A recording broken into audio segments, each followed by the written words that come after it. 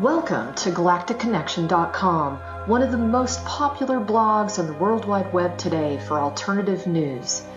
Stay tuned for the latest information on our world shift from enslavement to galactic involvement, as well as current intel on any blockages impeding us from our sovereign birthright. Knowledge and self-mastery are key at this time.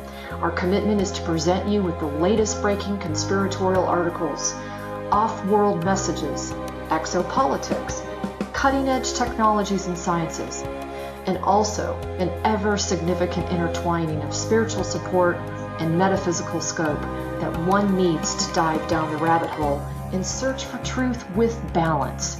We are truly on the horizon of a new golden age filled with the promise for more love, worldwide peace, and accelerated intuitive skills, where every living being can exist in cohesion and abundance. It is whatever we envision and dream this new world to be. I say to you now, let's redefine the new world to the beginnings of our own precious heaven on earth. Galactic Connection is here to provide the pulse of Mother Earth through an eclectic range of interviews each Tuesday afternoon from 3 to 4:55 p.m. Pacific Standard Time, Station 2 on BVS Radio, expanding your perspectives on how we can once and for all take back our freedoms, our joy, and our connection with our mighty I Am presence. Our intention remains true to connect hearts and minds everywhere in order to obtain global unity and galactic and universal acceptance.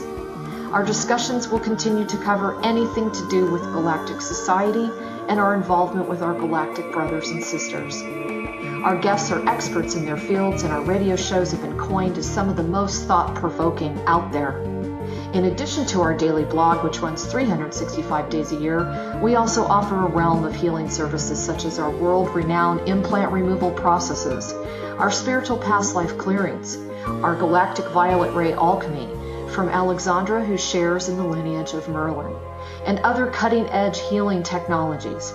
Check our site out at GalacticConnection.com now, sending you a wave of light, love, and inspiration, and a personal hug and thank you for listening to our Galactic Connection radio show and visiting our blog today.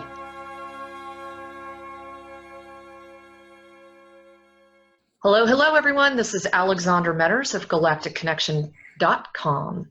And you know what I'm about to say? I have a special interview for you today.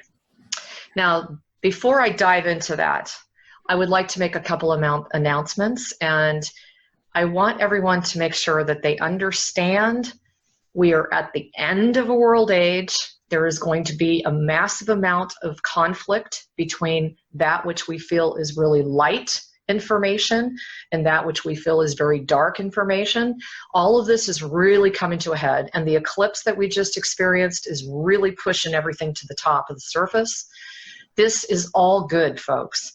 So as much as we all feel like we're about to climb out of our skin, be patient and really understand this is the process, right? It's almost like giving birth, having a baby. You know that you got to go through the growing pains and the birth pains and that kind of thing. We're almost there. I want everyone to kind of hang in and hang tough, because these next couple of weeks are going to be super intense. So with that said, I have been getting a call for a very long time as to how I can bring some information out to my most amazing audience, and that would be you, to really enlighten all of us. And how do we bridge where we are now to where we're going in the golden age regarding our finances, regarding our indebtedness, regarding our taxes? And frankly, I've had so many conversations with many of you that you're very enlightened, but there's still that residue of fear. There's still that residue of not feeling fully empowered. This is really, truly a first chakra issue. And it's very important that we face this head on, that we address this, because we are leading the journey here.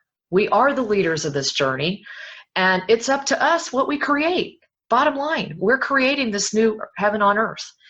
So, it's important that we open our eyes to the way in which the regular old paradigm has been behaving, has been operating regarding finances, and to really take accountability for the way in which we snap when we hear the word debt or tax or jail or law or legal. I mean, seriously, it's something we really need to address. So with that said, who I'm bringing on today, his name is Taansen Fairmont. He is a consultant on debt elimination, common law trusts, asset protection, and freedom from income tax. Now, wouldn't that be nice? He's also a meditation teacher, celestial musician, heavenly artist, and writer on Vedic science, higher states of consciousness, and the dawn of the Age of Enlightenment. He was educated at the Maharishi International University in America and the European Research University in Switzerland, where he received the title Governor of the Age of Enlightenment in 1977 at the ripe old age of 22. That's amazing. He's also a former keynote speaker at numerous international investment conferences. And in fact, folks, he and I kind of cross paths there. So we're going to bring that up in a few minutes. He's been a non-tax filer since 1990. We're going to talk about that too, and has been a manager of various pure natural law, sovereign, irrevocable trusts since 1993.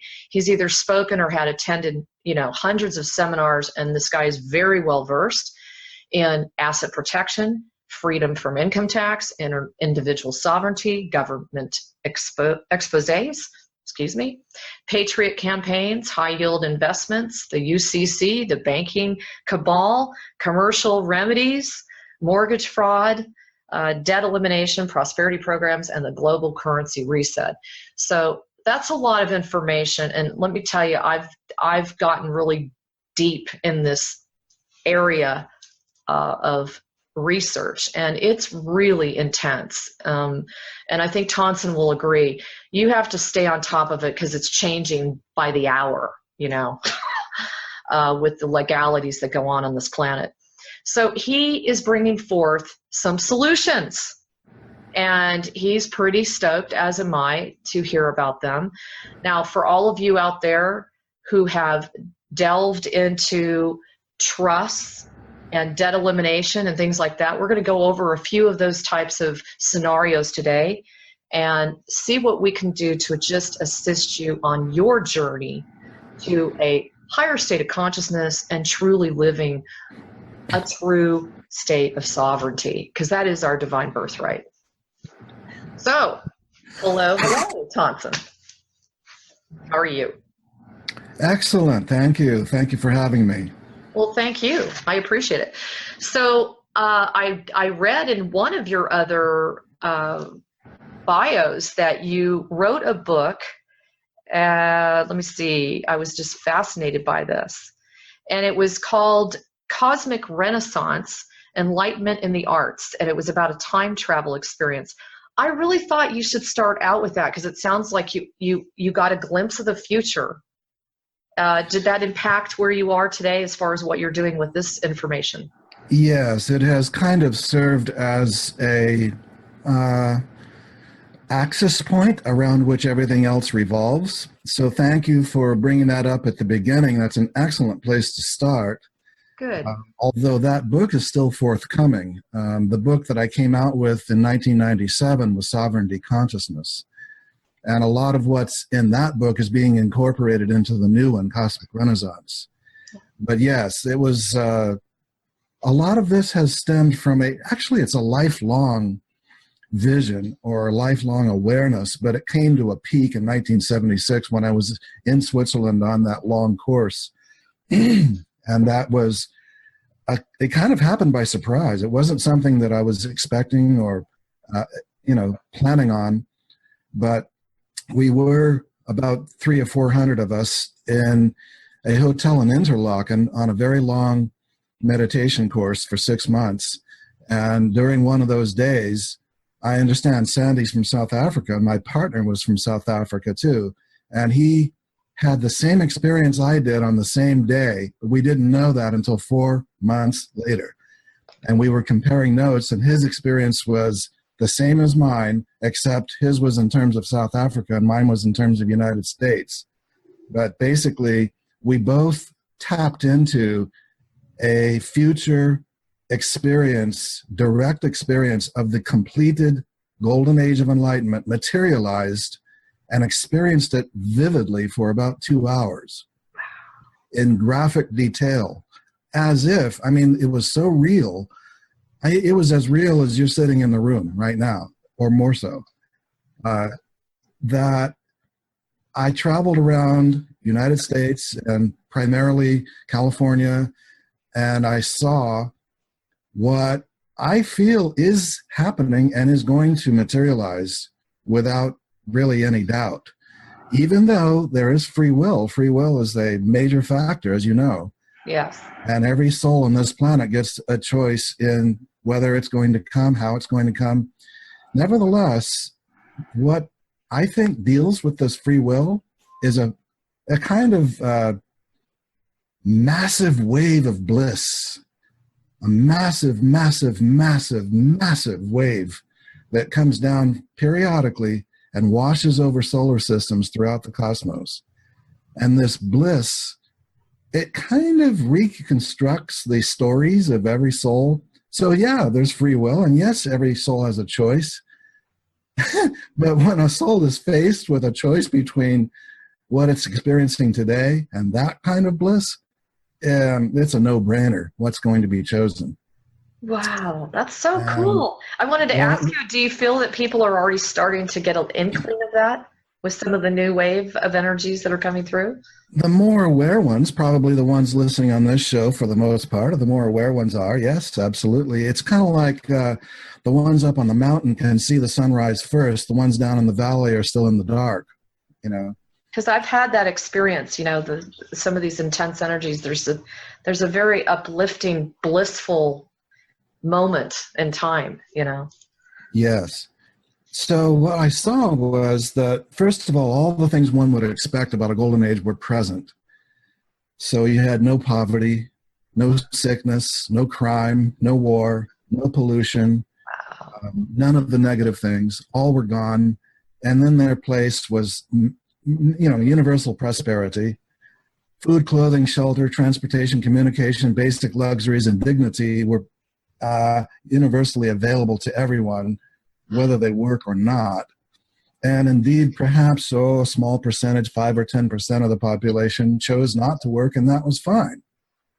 That's fine with the rest of the population. That the others are choosing work of their own joy.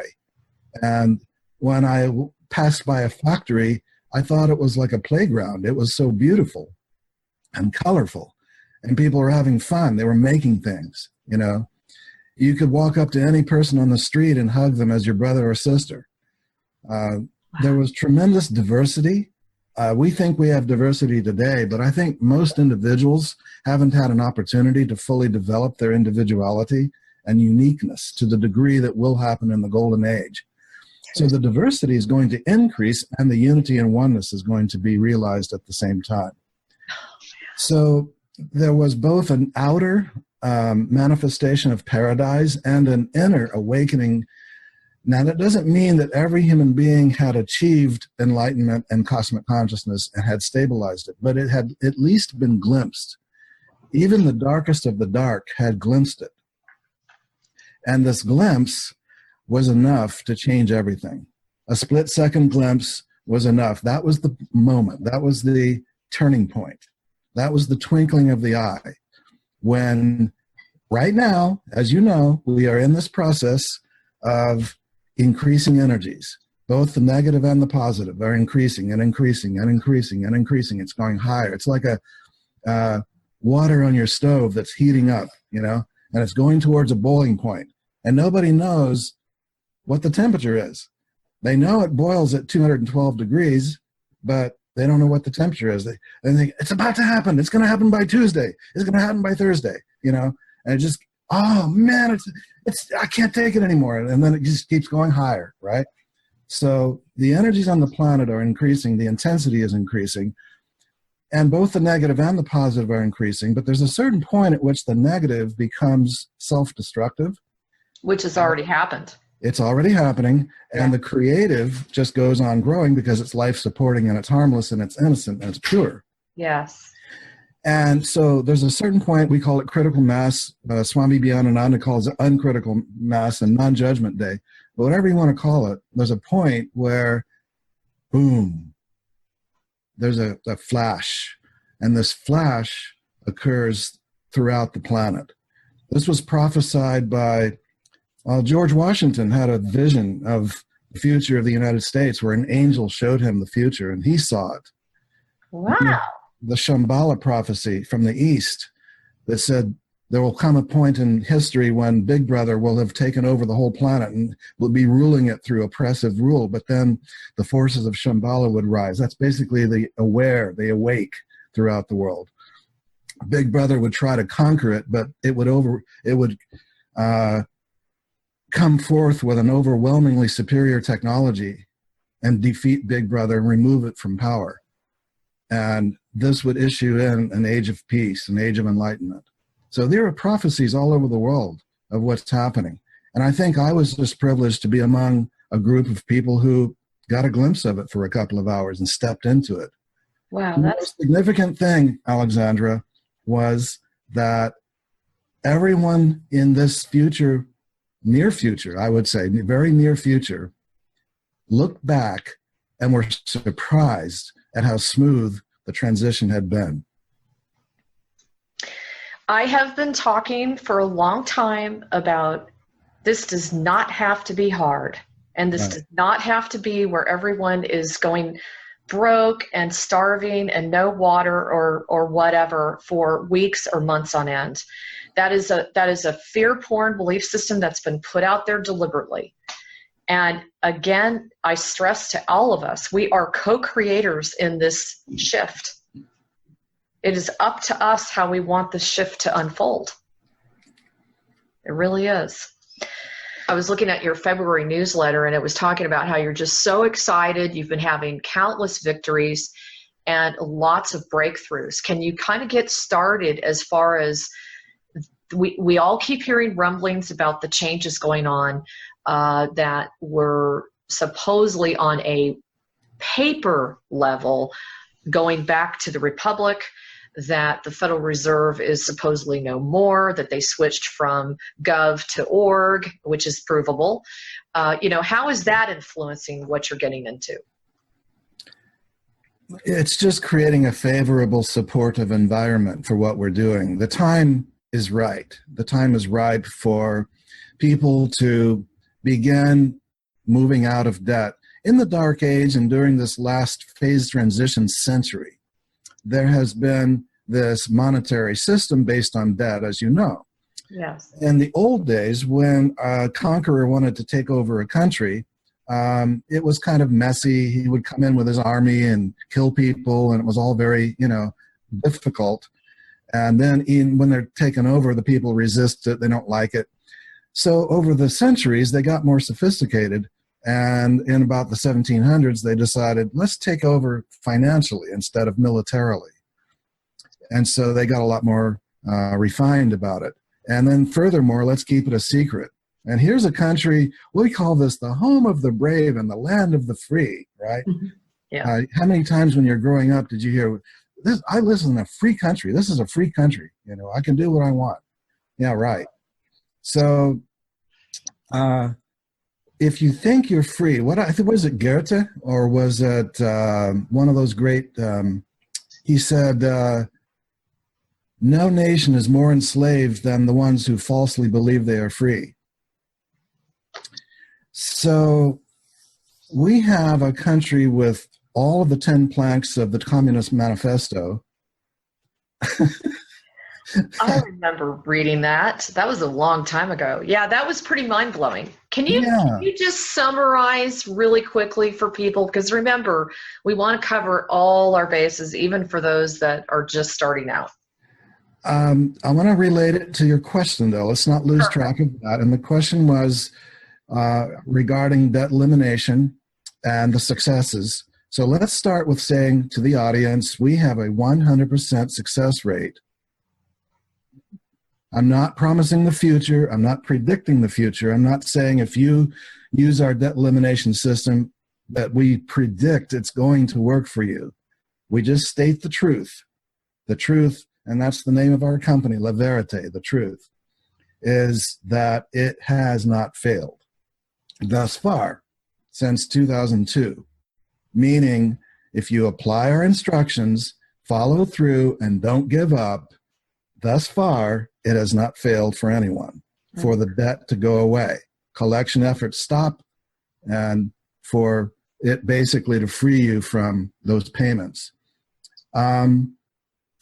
So the 10 planks of the Communist Manifesto, I don't remember all of them, but it was a progressive income tax, takeover of the media. All of these things have been implemented in the United States. Basically, everything in our society has been taken over. There is nothing that is sovereign. Right. You know, so it's communist. You know? It was the hurrah of the banking cartel that was conceived centuries ago, that let's take over the world through debt, get everyone in debt. Has anyone ever read the Confessions of a Hitman by John Perkins? Confessions of an Economic Hitman. And he used to work for the World Bank, and they would fly him to various countries and hire him as an economist to inflate their future economic numbers so as to loan them way massively more than they could ever repay, in the secret hope that they would default on the loan and then they could go in and take over the country. And that's what they did. Wow. Step by step, country by country around the world. And haven't they've been so successful at that what are we down to, like maybe 2 countries that literally exchange gold and silver coins? Right. Yeah. Right. And a couple of countries that kicked out the banking cartel, like Iran, and that's why they were sanctioned and all that. Yeah. So, unfortunately. Individuals. So how many individuals are in debt? You're in mortgage debt, or you're in credit card debt. You're in tax beholden to the tax man, and so forth. So these kinds of encroachments on the individual life are what we are referring to as invasions of your rights and of your freedom, based on an egoistic, spiritually asleep idea that we're above all you peons down there and we're going to take over the planet. And we're going to rule the planet to our benefit at the expense of everybody else. And as you probably know, their big dream was to get the population down to about 500 million, about less than 10% of what it is now, and then enslave those. And that, of course, has not happened, will not happen, cannot happen in the nature of things. But that was their plan. That was their dream.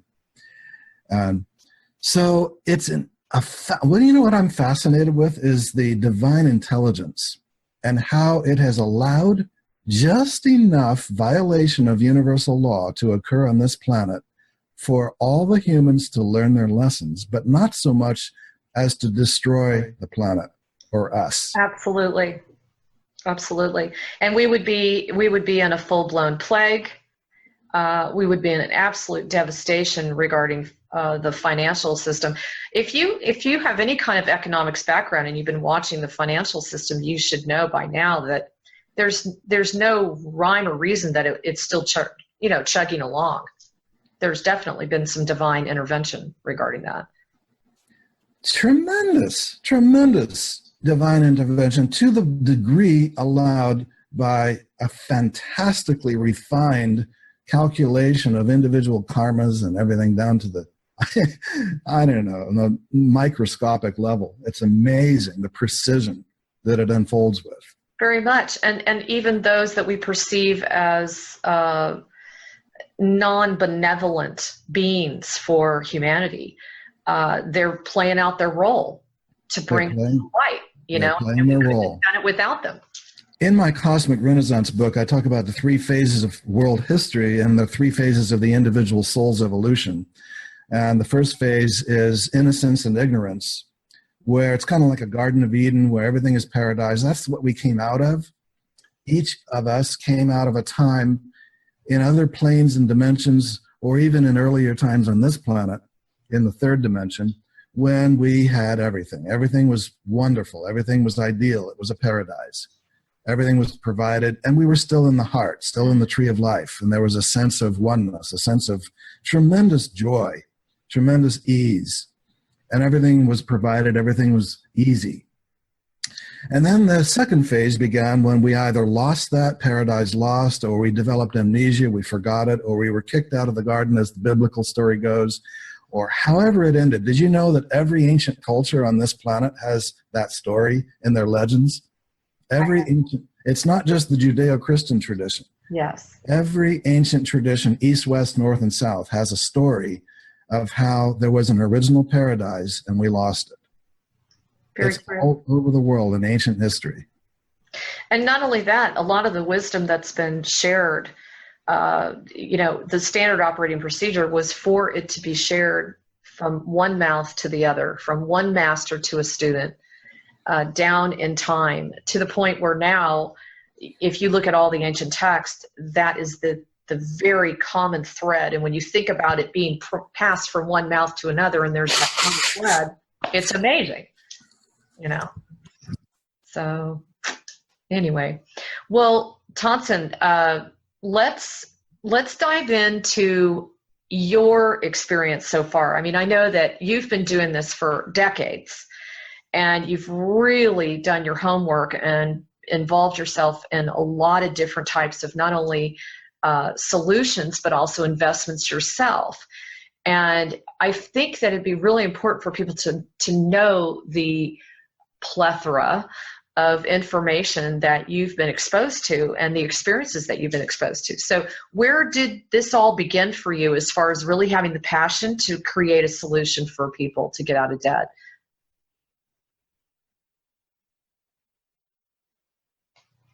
Taansen? Are you there? Uh-oh. Taansen? Oh, there you are. Are you there? Yes. Okay. I couldn't hear you. Sorry. The mic must have gone off. That was weird. So, okay. Did you hear my question? Yes. Okay. So the best way to answer that would be that the impetus, the foundation, was this perception of our present transition into a golden age, the transition between the ages. That's really the foundation, Sure. And while a lot of other people of my generation were going off and getting their MBAs at Stanford and UCLA and Harvard and so on, I wasn't so ahead in those areas. I was more in this area of foreseeing the golden age and helping to bring it. It's amazing. And that's what drew me into a perception through the 80s that something's not quite right with government and banking, something's not quite right with how things are being administered. And by the 90s, I was heavily involved in these ideas. So where would you like to go with that specifically? Well, just give us a little snippet of some of the seminars that you participated in. I mean, what was the core foundation of your education in the financial sector part of it? In 92, I got involved with the Free Enterprise Forum. That's Income Builders International, and they put on workshops where, ideas for, it's called CEO Space now. If you have an idea and you want to develop a income around it, they would bring teams together and help you create an income around your passion. They call it a wow. If you have a passion and it's something you love, you would do, whether it made you any money or not, and then you could be paid to do it, you'd be ecstatic, right? Mm-hmm. So they call that a wow. And I got involved in that and started attending a lot of those and sending people to it and helping people with their projects. And then in 94, I moved to Phoenix and worked with Terra Libra for a while, which is a kind of a freedom-oriented education organization, and wrote for them. That's where I first wrote the article Sovereignty Consciousness, the Atlantis Project, the World Citizen Ideas of Gary Davis, and so on, which became chapters in my book. Cool. And in 96, got involved with Investors International, And that's the group that invited me to speak because of the Sovereignty Consciousness article. And you know about that because you were involved with associates of that. GPG, yeah. They were after Investors International, the Global Prosperity Group. So that was the predecessor. Right. So Investors International was simply a seminar series held in tax havens and on ocean cruises around the Caribbean and the Pacific Rim that drew together people who could teach how to reduce taxes, how to set up offshore asset protection structures, how to increase investment yields. And I was brought in to speak on sovereignty consciousness, which was kind of the philosophical backdrop to it. And so we had a lot of fun, I got standing ovations. People appreciated it. It seemed to fit in.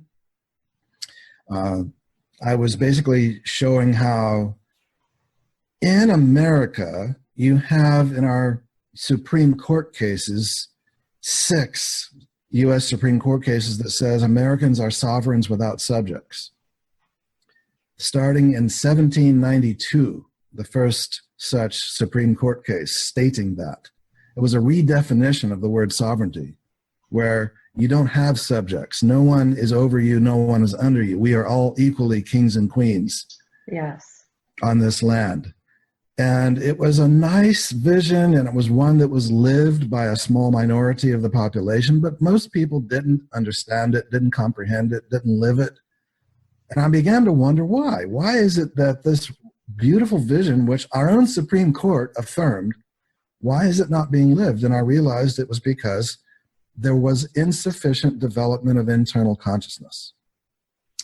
It is known amongst those who practice anything, east, west, north, or south, that develops consciousness, that if one gains a high enough level of stabilized baseline consciousness, you are automatically more intelligent, you are automatically more ethical, you are automatically more good.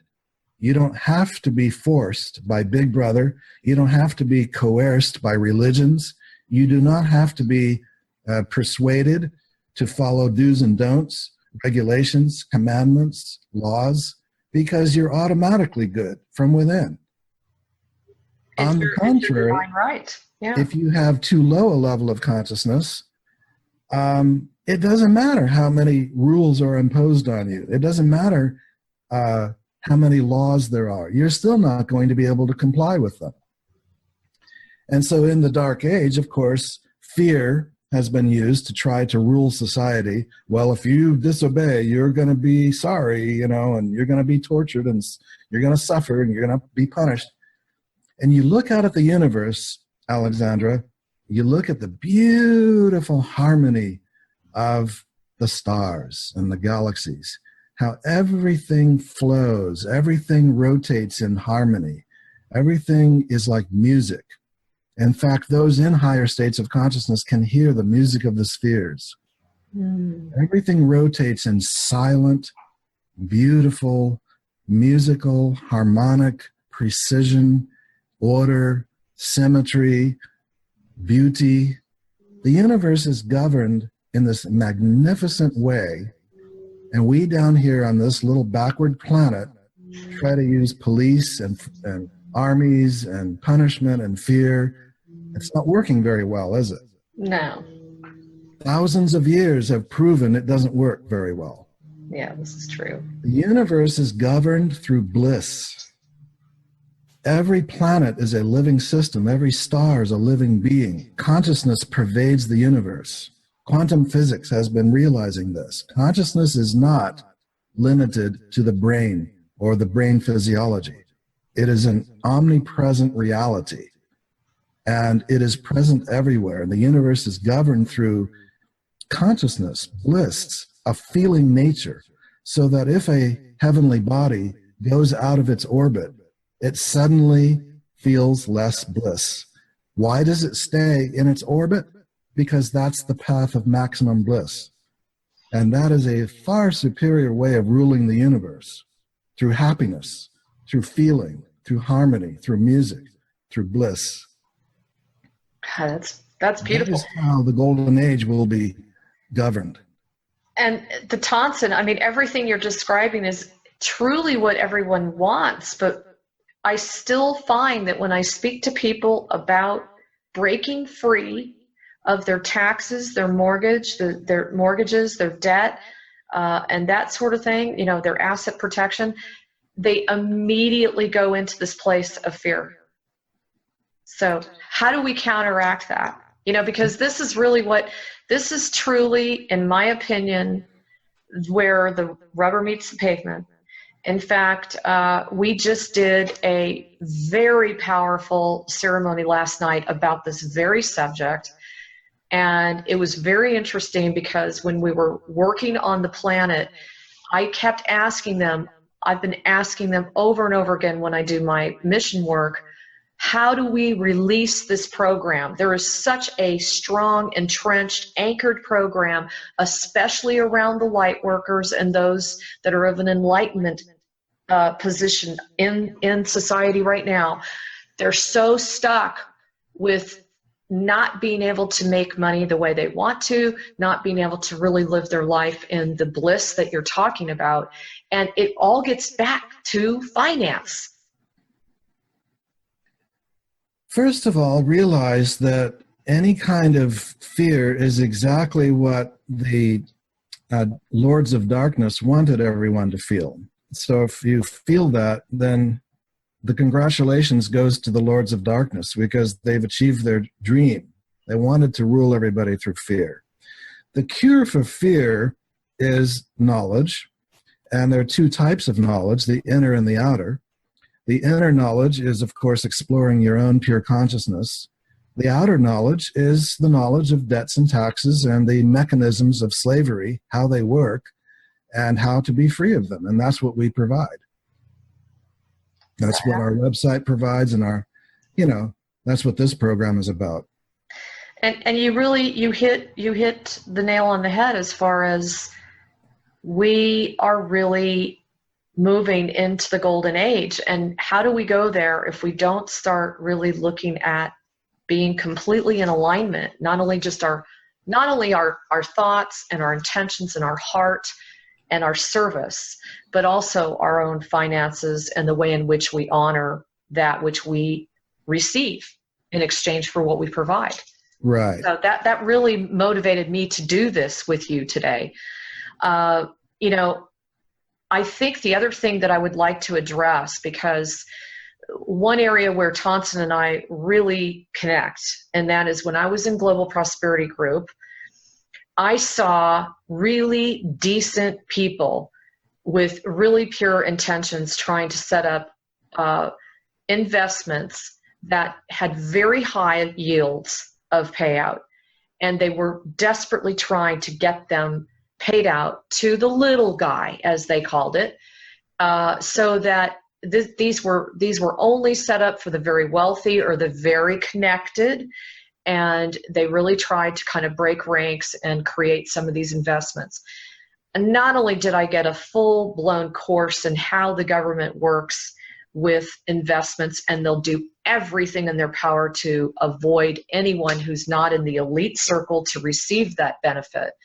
But that was a really big deal back then, to set up your own private bank. And I know you have a little bit of experience with that. I want everyone to sit back and understand that if you delve into breaking free of the financial system and you truly are stepping into your sovereignty, you have to get out of the box of the triggered words such as taxes and debt, and even going to jail, maybe serving time in jail. Because I'm telling you, I know some of the most amazing patriots out there who have served time deliberately over and over and over again to hammer the courts, to try to set up precedents, to try to make some headway for the rest of us.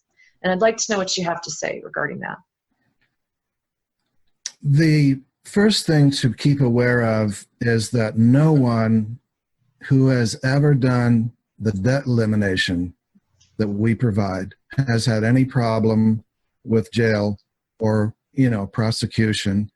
And also, no one has had any problem with even a fiscal or civil matter of owing money after the debt elimination program was implemented. So that's number one. That's how we can say it has a 100% success rate. Good. So don't worry about that. I myself spent time in prison, not because of that, but on an entirely different matter that you were just referring to, having to do with investments. And that's not really something that I'm offering to people. I'm not offering investments. I'm not in that business.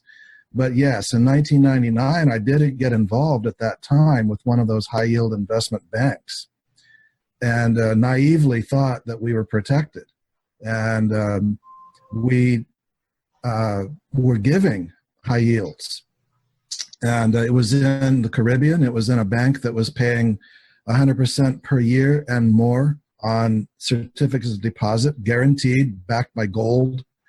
And it was proven. We had hundreds of professionals come from all over the world. It was not a foolish investment. It was not a foolish involvement on the part of my partners and myself. It was not a high-risk situation.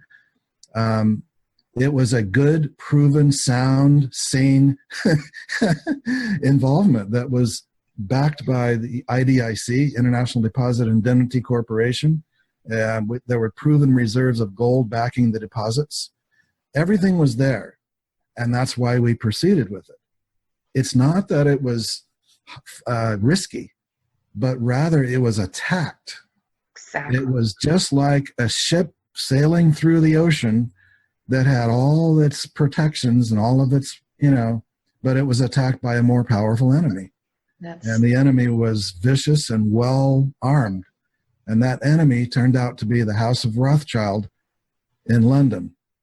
Wow. Agents of the House of Rothschild in London attacked the parent bank. 5,000 investors lost 100% of their money, consisting of over $200 million, of which our little bank was just one of the 12 or 13 around the parent bank. And to this day, not a penny of that money has ever been repatriated to any of the investors. Absolutely. Some of the investors committed suicide over it. The chairman of the parent bank was murdered. I went to prison in 2005 for a crime I never committed, for crimes committed by the Rothschilds and their agents, because I was scapegoated. I was basically the fall guy. They needed to pin it on somebody. So they took some of the bank officers and said, look, where did the money go? And they, I was naive enough to think that, oh, you can prove anything. If money disappeared, you can get the bank wire records, right? Well, if they control the bank wires, they control the records. They took our computers, they took our files, they took all the records. They controlled even the inflow and the outflow of wires into and out of the parent bank. So they basically took control of the entire process and even of the media around it. It's crazy. So it is a masterpiece of cleverness and of obfuscation. I have to add to this. I know 3 older gentlemen that became very good friends of mine when I was, just different all over the United States. All 3 of them had successful investing in Europe, because we all know that investments in the United States are a complete, total, absolute joke. Okay. So they were successful. The investments came through. They received a notification. The money actually made it to the bank account. They had asset protection, the whole shebang. And the same sort of situation occurred. The money was, get this, it was held back to determine if it went through the 3 C's, okay, for making sure it's cleared, and that it wasn't drug money and that sort of thing. That was actually approved. All of that went through with flying colors. And at the time that the money was supposed to be transferred from Europe to New York City, because that's the only place supposedly where the money is sent in and out of the United States from, it all of a sudden disappeared. They then went to court. They received a judgment that they were completely innocent, that there was nothing wrong with this money. They never saw the money again. And I'm just telling folks, this is common. This is the stuff you don't hear about.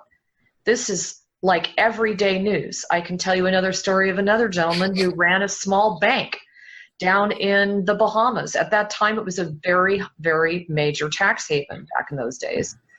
And he was doing everything he was supposed to do. He was supposed to protect the sovereignty and the security and the safety and the privacy of each of his clients. He did that. He came to work one day. His entire bank was completely surrounded with men from RICO with machine guns. And you know what they wanted? They wanted all of his records because they found out that there were some investments going on and they were too successful. So this is the kind of stuff I want everyone to be very aware. We want to be completely transparent here so people understand that in the 90s, right, and especially the earlier 2000s, Taansen, I mean, it was pretty hairy there for a lot of people that were really trying to break free, come up with some solutions, etc. Yeah, thank heaven now in 2016, the atmosphere has improved a lot. Yeah. Believe it or not, it's actually a lot better now. But back then, you had 9/11, you had the Bush administration, you had all these hurrahs of the cabal. It was really riding high, you know. And their dream was achieved to a large degree, which was to wipe off the face of the earth any high-yield investment that would reward the little guy. Yes. If you're a small investor and you get more than about 20% a year in a managed account. Now, if you were doing this with your own trading, they can't really interfere with that. If you're doing your own trading, your own buying and selling, okay, you know.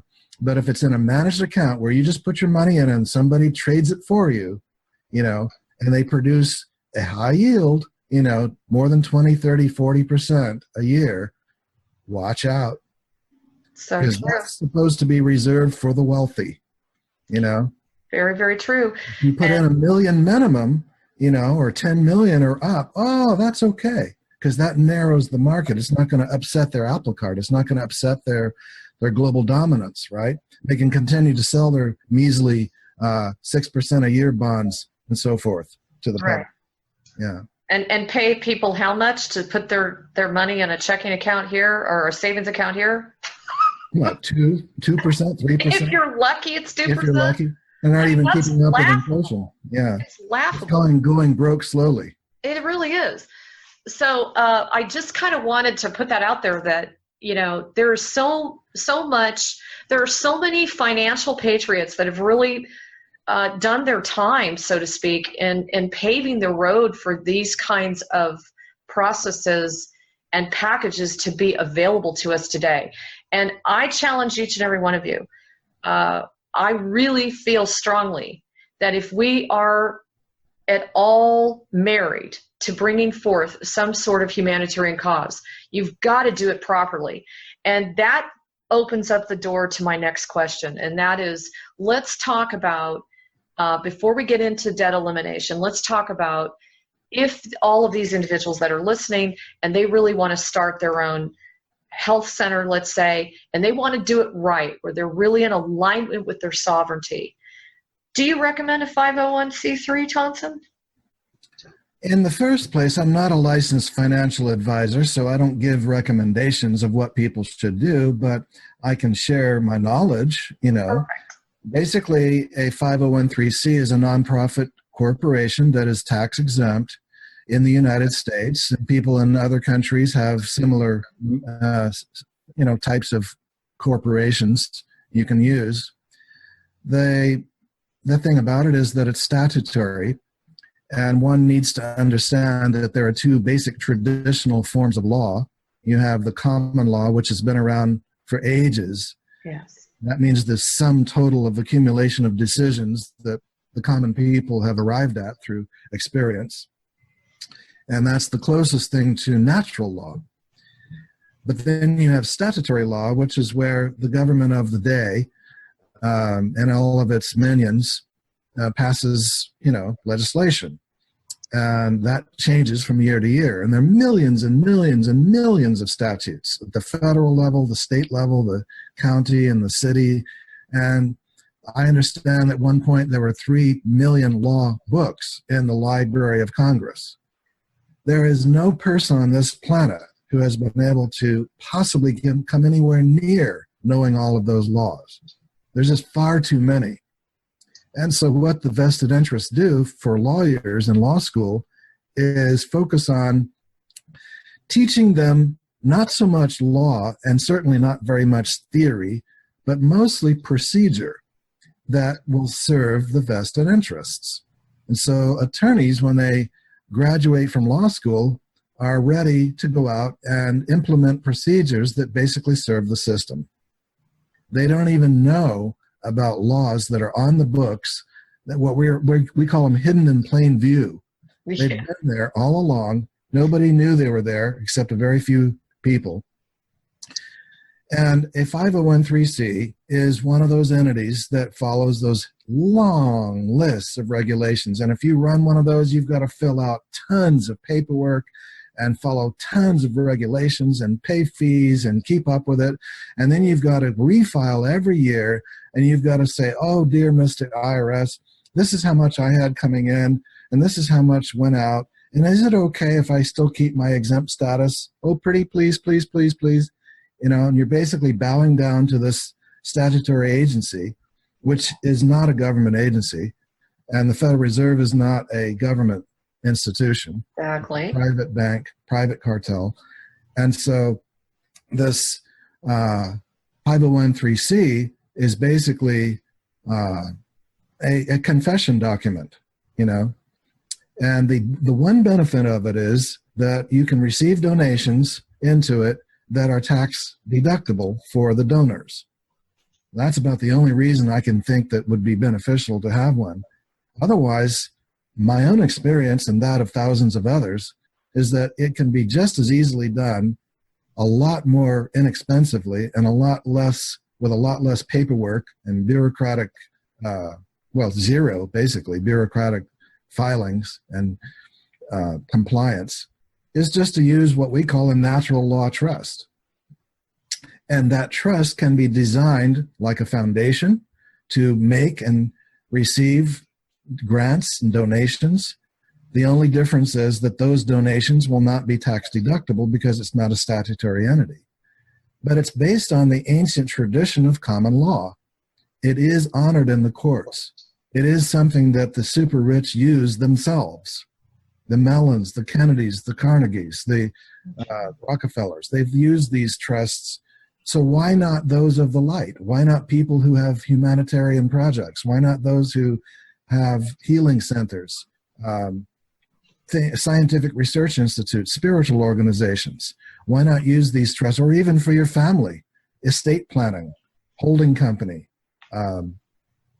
Use these trusts for the same benefit of exemption from filing tax, not just exemption from paying, but exemption from filing.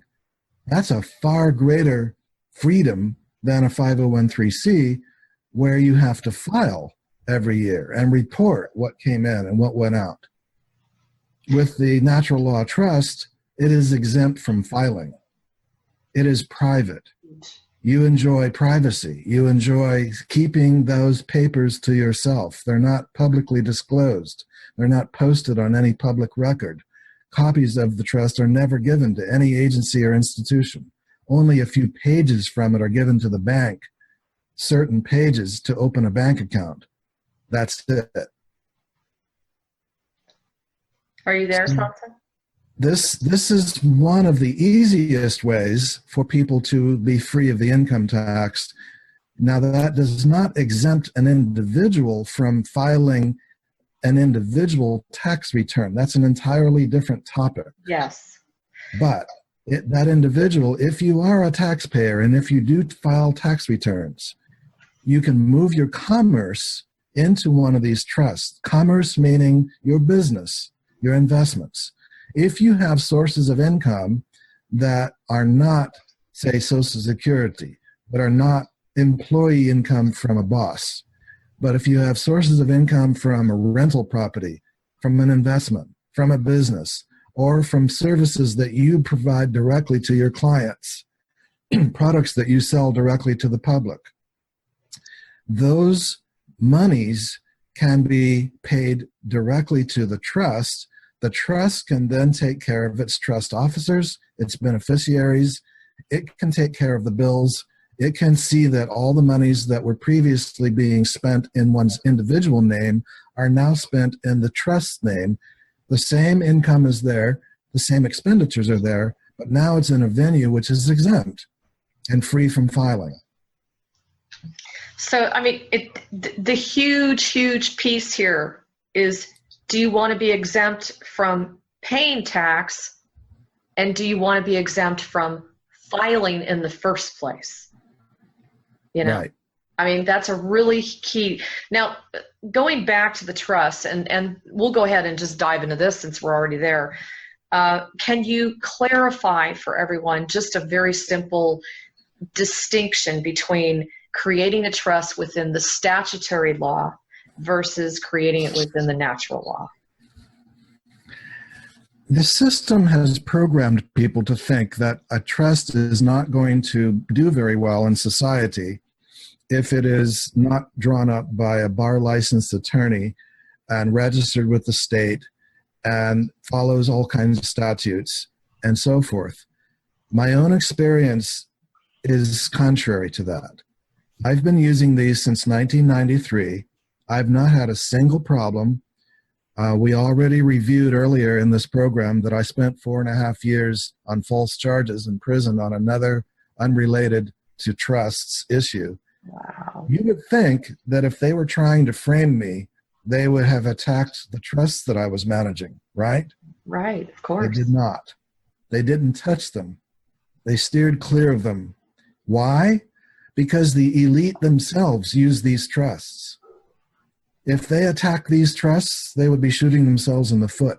Yes, they would. So they are not going to legislate against them. They usually do not attack them. I don't know of any of the kind that I use have ever been attacked. The ones that have been attacked that call themselves common law trusts are obviously not designed correctly or operated correctly. The kind that we use and that we provide to our clients have never been attacked. Fabulous. And that would lead me to my next question. What makes a trust bulletproof, for example?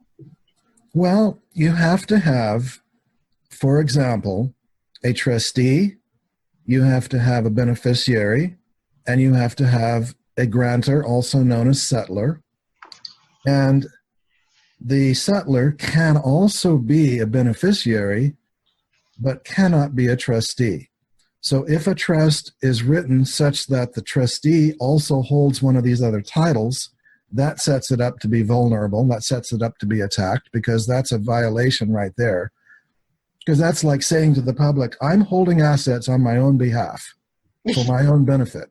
Right. So that destroys the whole logic of the trust. You can't be a trustee and also hold other trust officer titles. Right. Another violation would be if the grantor, the settler, were to also be signatory on all the other documents and have to sign off on the decisions of the trust. In other words, have control over the trust. That's called a sham in the trust community because it's called a grantor trust. Guess what? When I went to Chase Bank and I wanted to open an account for one of these trusts, they said, sorry, we're not going to open an account for it.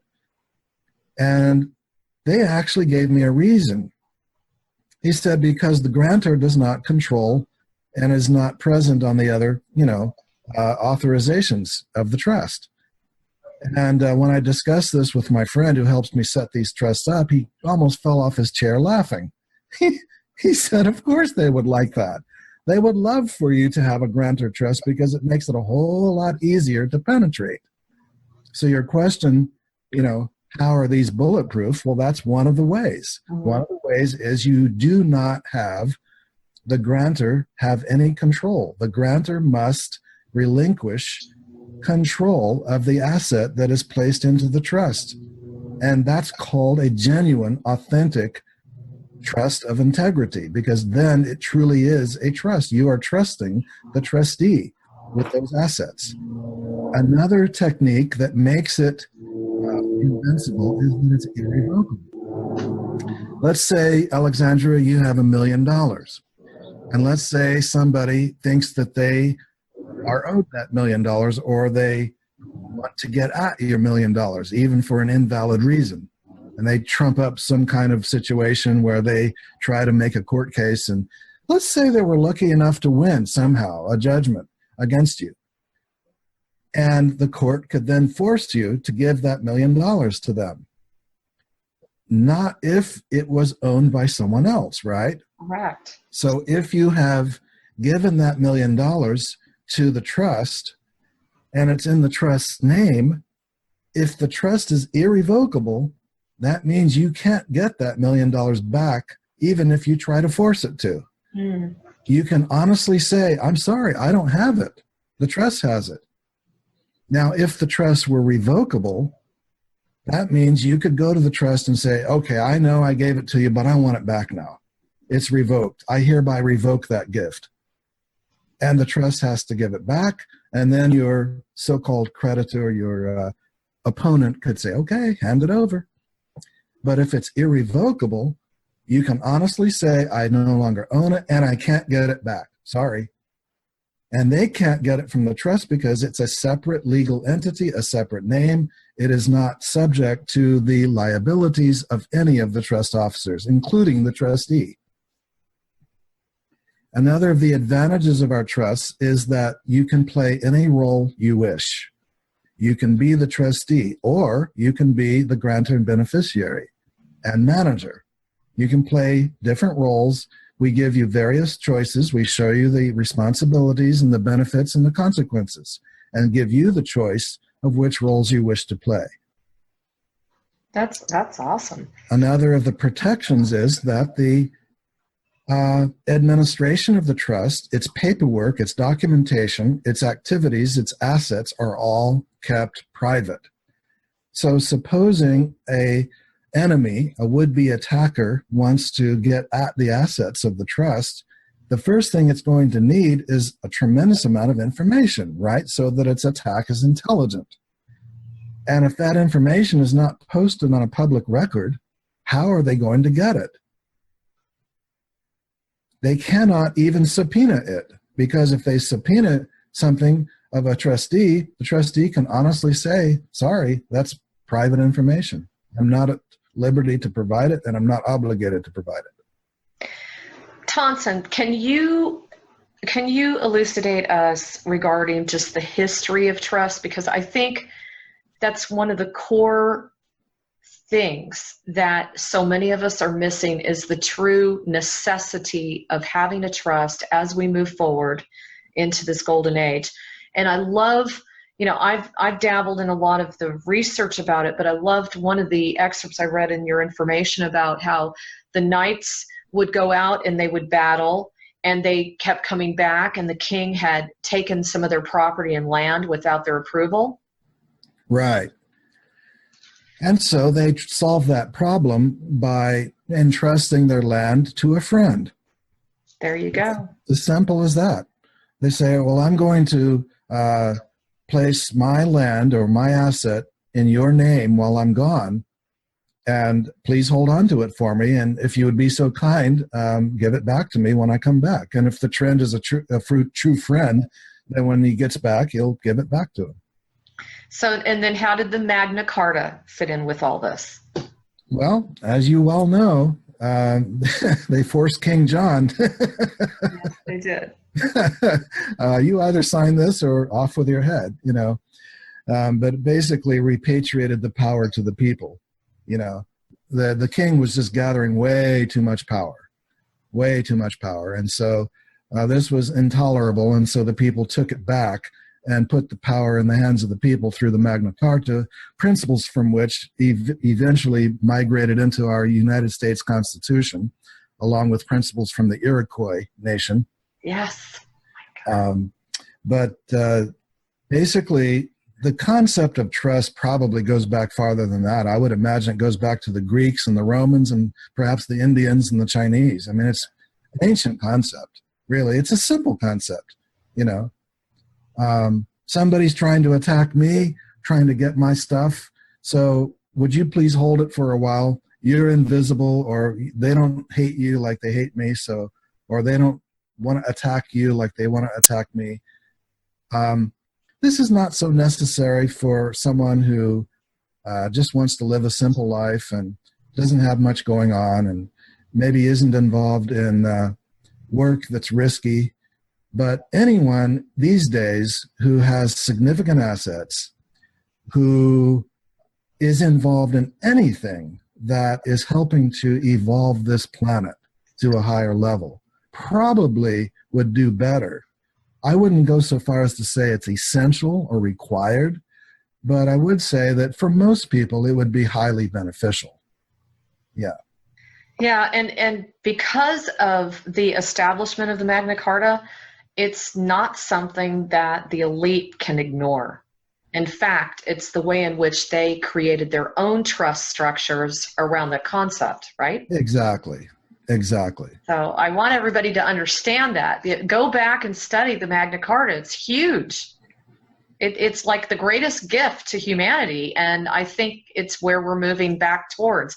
That leads me to my next question, which is, how do you feel the shift in the world with all of the light is impacting the IRS and other agencies? What are you feeling as you dabble in this kind of financial processing? Where are you seeing the changes and the shifts with them? Yeah, there's going to come a time very soon where you'll call up the IRS and the recording will say, "I'm sorry, that number's been disconnected." Yes! I can't wait. There has been a spiritual sleep where people think that we're separate egos, and the awakening is that we are all one. And when we are all one, you suddenly realize, number one, there's enough abundance. We don't need to thieve it from each other. And secondly, whatever I do unto anyone else, I've done unto myself. Definitely. So until that awakening has spread high enough and far enough, this old taxation system has been in place. I remember Maharishi putting it down, saying, what a stupid system of administration, Yes. And he gave governing principles that are based on bliss. And when you govern the universe through bliss, you give, you're a giver. And if you govern, you are a benefactor. You are a giver. You are into benevolence. But those who fancy themselves and are masquerading as governors, as presidents, as kings, and are taxing their people are deceiving themselves and everybody else. Because a true system of global, you might say, higher dimensional or administration of the light is one where one gives, one is a emperor, one is a overflowing provider. And the administration right now, the way it has been we take from half of the population and give to the other half. And that's what Ron Paul is against. Congressman Ron Paul has been more libertarian oriented. Let's stop that. Let's stop taking from one side and giving to the other side. I must add, though, as much as I love and respect people like him, there's a missing element. The missing element is that there is unlimited prosperity available through free energy technologies, through the proper administration of what is already in the marketplace, as well as what can and will come into the marketplace, that will make every last man, woman, and child on this planet a multimillionaire. Yes. Yeah, I know your question was about income tax. Bear with me for a moment, please, because this is very important to understand the income tax. Buckminster Fuller, who had 48 PhDs, you familiar with him? Yes. Okay. Those who lived in the 70s know this. The younger people, look up Buckminster Fuller. Fantastic. Absolutely fantastic. I wrote about him in my article, The Dawn of the Golden Age Prosperity, which came out in the early 90s. And he wrote a book called Operating Manual for Spaceship Earth. And in there, he talks about how basically he did a calculation where he took all of the wealth in the world, all of the money in the marketplace and the banks and so forth, and added it up. Now keep in mind, Buckminster Fuller had 48 PhDs. He was a professor, mathematician, economist, philosopher, author, lecturer, inventor of the geodesic dome, all kinds of things. So he calculated that if the estimated total world man-made production already in the marketplace, basically the gross world product, was evenly divided amongst an approximate world population of 5 or 6 billion at that time, every last man, woman, and child on earth would be a multimillionaire. So this is not to advocate some socialistic forced redistribution, not at all. It was simply to illustrate there is no shortage of supply, never has been. And then if you study the work of Walter Burien on the CAFRs, the Comprehensive Annual Financial Reports, you find out about the 2 sets of books that every government keeps. The public books where they say, we're running short of capital and we've got to raise taxes and all of that. And then the private set of books that are hidden behind the scenes with vast treasure troves of funds that have been stolen from the people. And they go into the black ops projects and all of that. Exactly. So the income tax was twofold. Number one, to control the people. And number two, to create the illusion of scarcity.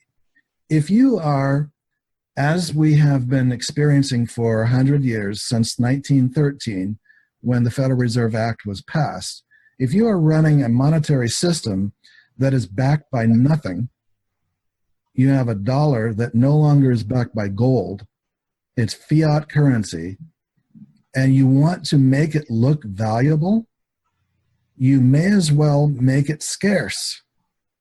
Because if it's abundant, well, then it's not so valuable, right? So they think. And if you tax it, it makes it look even more valuable. And you also end up creating fear and control.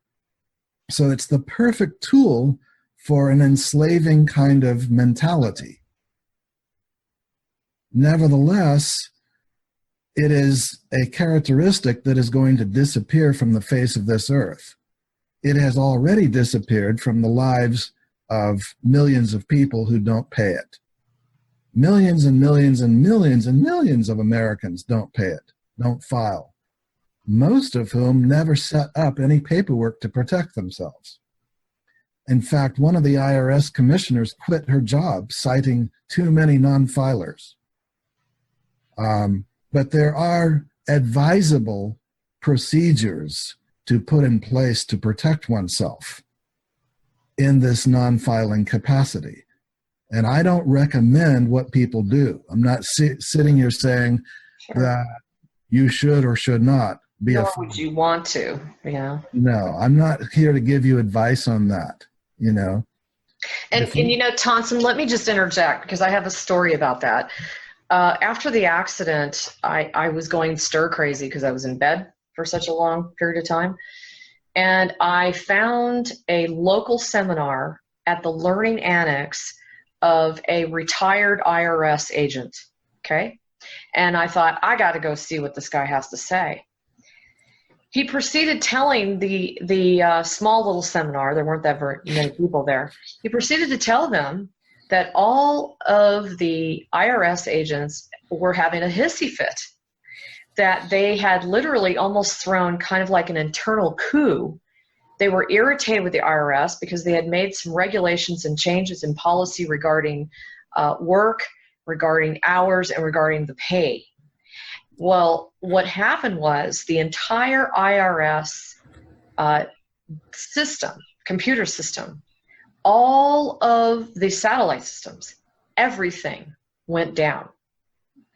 Now, this is back in 2007 or time frame, somewhere around there, 6-ish maybe.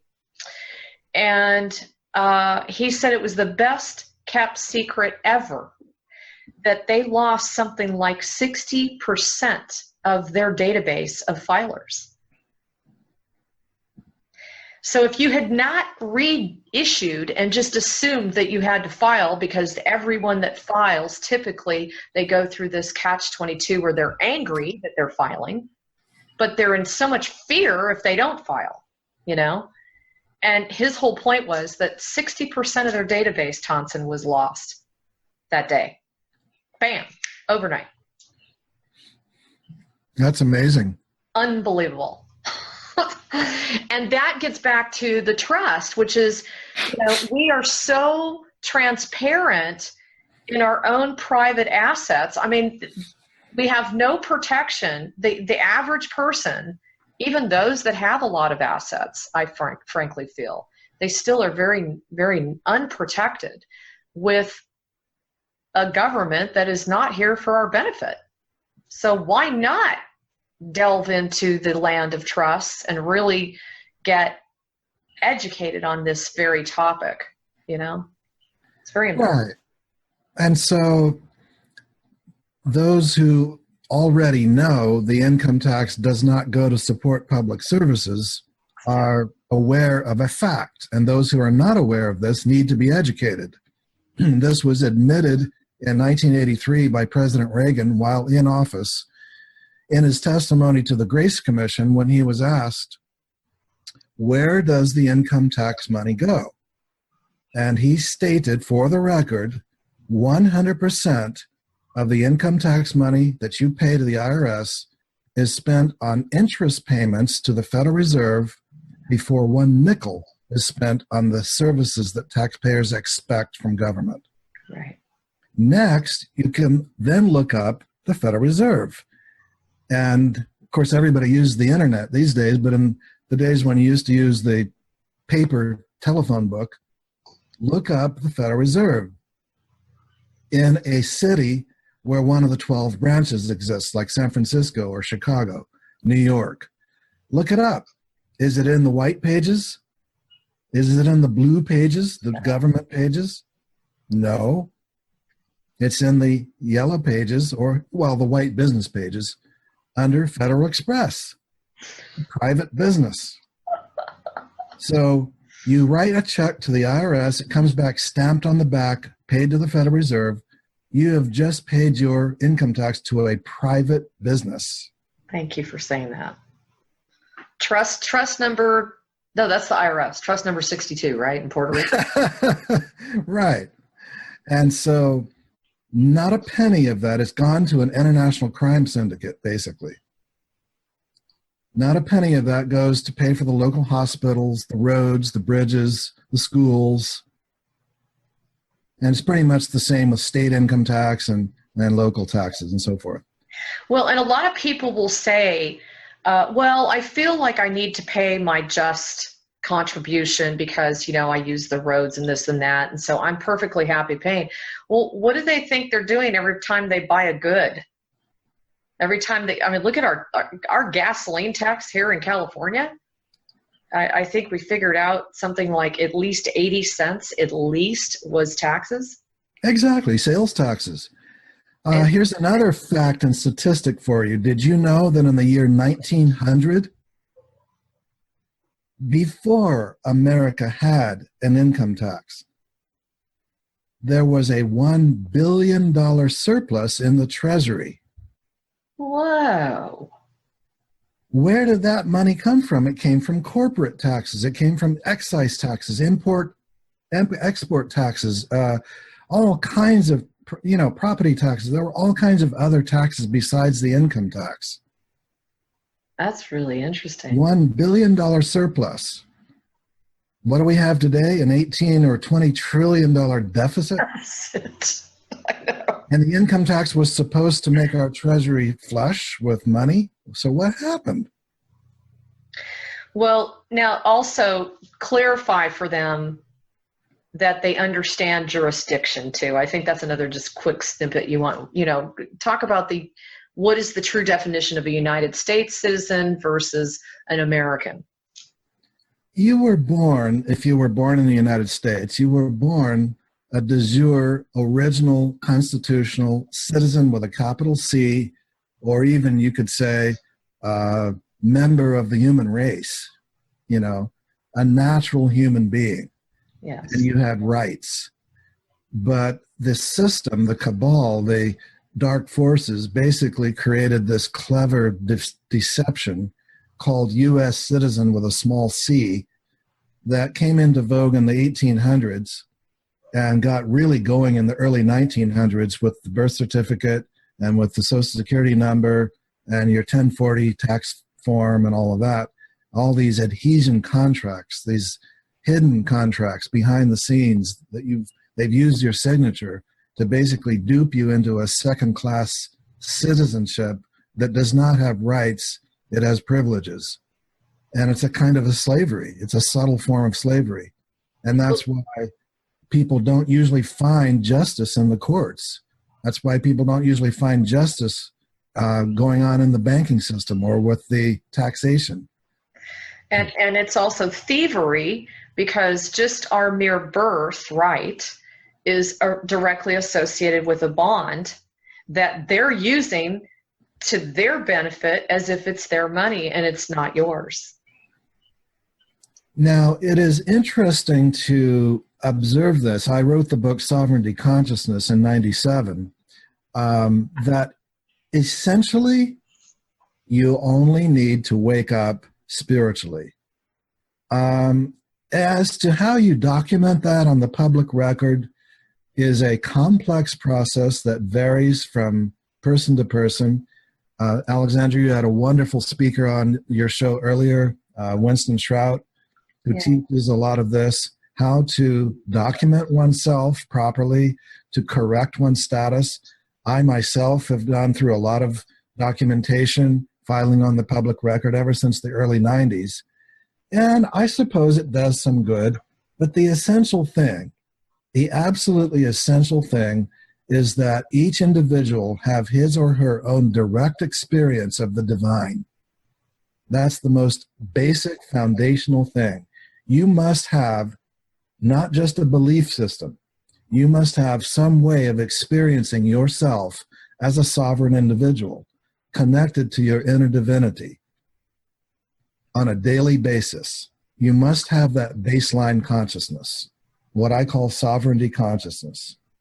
You must realize yourself as a king or a queen. You must know that there is no human being that rules you, that is over you, that can dictate to you. You must know that you are a king or a queen, that you command your own affairs, you answer only to the God within. And that's it. Everything else is secondary. How you manage your paperwork, how you manage your documentation, how you reflect yourself on the public record, whether you carry a passport and a driver's license, whether you file and sign a 1040 form, what we call a confession form. Did you know when you sign that 1040 form, it's a confession under penalty of perjury? Whoa.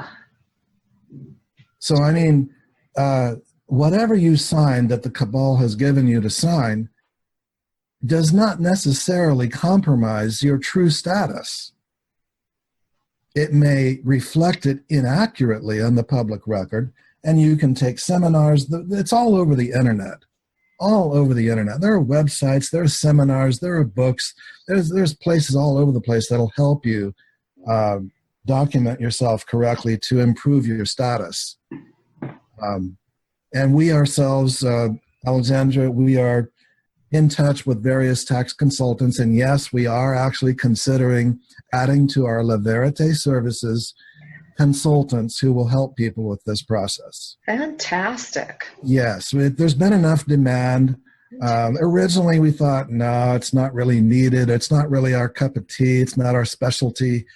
But there's been enough demand. There is enough awareness, and there is enough success. I was just going to say that. And the light is really supporting that impetus, that movement to break through these shackles, these policies. I remember working with, do you remember Keith Anderson? Yes. Okay, I worked with his department.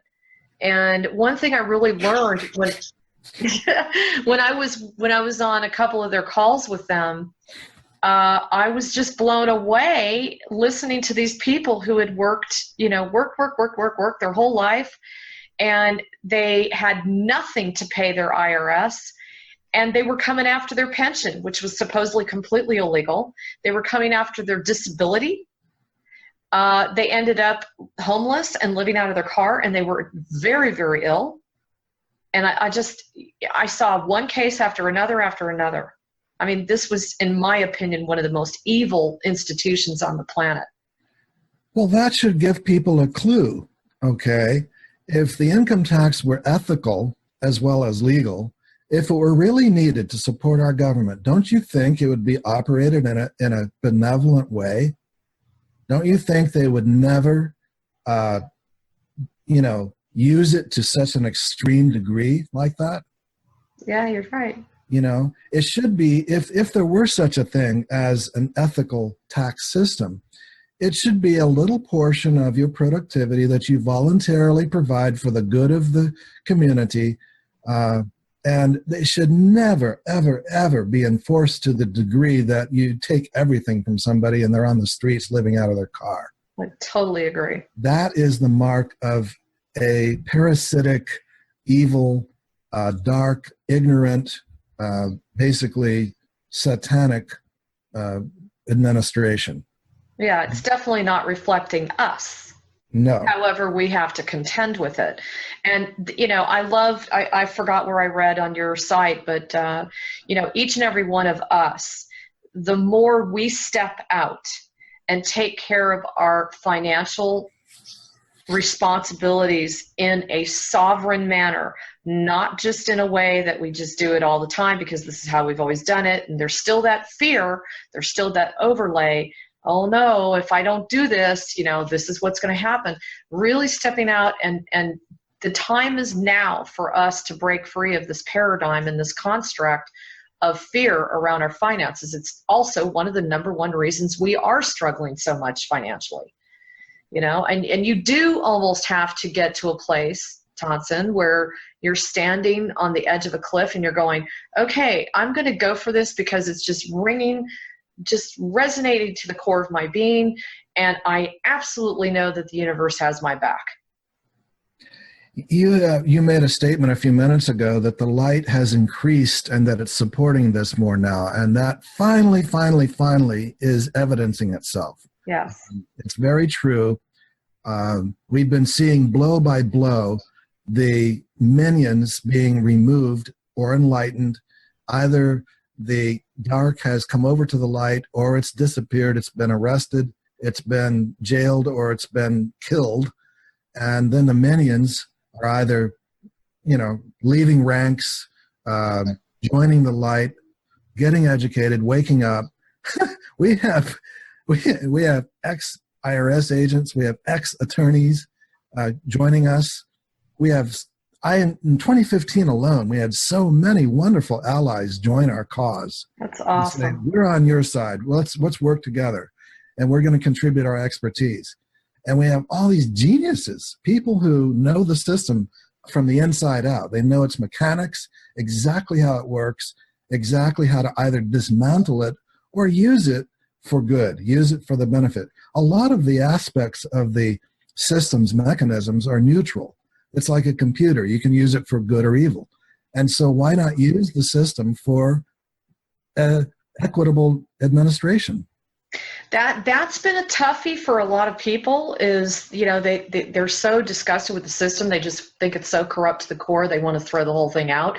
Right. But I really do believe that the system, if we just pulled out all the tentacles of corruption, the actual construct of the system is fairly efficient. It's really the seed in which it was sprouted from that's been absolutely a contagion and a disease that's affected our planet. So, I mean, things like what you're offering here, are a key ingredient in us being able to represent ourselves as the up and coming ascended masters on this planet that are literally walking out towards humanity and beyond, and really representing ourselves in alignment with I am a sovereign being. And this is such a huge piece of it. Taansen, question. These trusts, are they applicable to other parts of the world? Because I know there's a lot of, overseas listeners listening. Absolutely. And that's the one thing that differentiates it from our debt elimination system. Debt elimination is applicable only to United States debts at this time. We have had a lot of demand from other countries, and we're preparing a version for Canada. But the trust is equally applicable in every country throughout the world because common law goes everywhere. Cool. So yes, it can be used. It's not based on United States law. It's based on natural law, which goes everywhere, and the Uniform Commercial Code, which goes everywhere. And, I noticed you also said that the trust writer is available for consultation if you need it. And I noticed you have a very full-blown legal team. Can you talk a little bit about why it's important for people to see a new way of, how do I say this, administering papers and procedures and policies? There's always that trigger within so many that the moment they see that it isn't status quo, or it isn't being positively aspected, or it's not approved by the government or what have you. Can you address that as far as what do you say to your clients when that kind of thing comes up? I would say get educated. The system controllers themselves know it best because Right. they're the ones who administered the fabrication and the obfuscation. It's like Wizard of Oz. The wizard on the stage isn't really a real thing. It's just an illusion. There's a guy behind a curtain pulling all the controls. And once you've gotten educated, you've read enough, you've heard enough, you've seen it, you've experienced it, you see it clearly that it's all an illusion. And anybody who thinks you have to use some statutory attorney-created trust because, that's the status quo and that's what, go ahead. Go ahead. You will find from your own experience how much trouble it is. You'll find from your own experience that too isn't perfect. That too has all kinds of bugs in it. That too has risks. That too will get you in all kinds of trouble. In fact, a lot more trouble than our kinds of trusts. Why is it that people are so afraid of something that has never had a problem? We've had no problem. Since 1993, I've been using them, and our other trust people have been using them since the 80s. We've had no challenges from any agency. We've had no loss of assets, no penetrations, no legal problems. And this is a reality. This is a truth. Taansen, I asked myself that same question this morning right before I got on with you.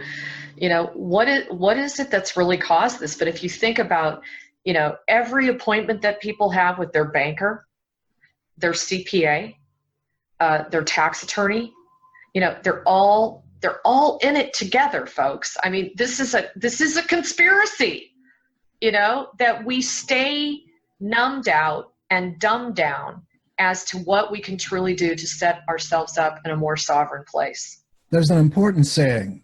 The only rights you have are the rights you know you have. Good point. That bears repeating. I'm going to say it one more time. Yeah. The only rights you have are the rights you know you have.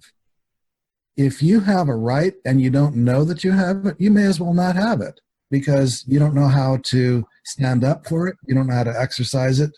You can't express it. You can't articulate it. There is a court case, one of the most quoted court cases in American history, never been overturned, called Hale versus Hinkle, H-A-L-E versus H-E-N-K-L-E. Look it up, 1905. Never been overturned. It states very clearly, Americans have the unlimited right to enter into contract with each other without interference from the government. It's huge. It is that right on which we base this. Even though the trust is applicable in all countries throughout the world, that principle more or less is expressed in all countries. Human beings intrinsically have the right to enter into contract with each other privately without interference from any legal body or authority, as long as they're not harming anybody in the process. Right. The basic essence of all common law consists of two things. Imagine throwing out all the laws on this planet except for two. You have the unlimited right to do anything you please as long as you don't violate the rights of others, the rights to property, as long as you don't harm anyone else. Right. And number two, keep your agreements. Keep your word. If you give your word to someone in writing or verbally, keep it. Imagine if everything on this planet were reduced to those two. So you have the right to operate one of these trusts.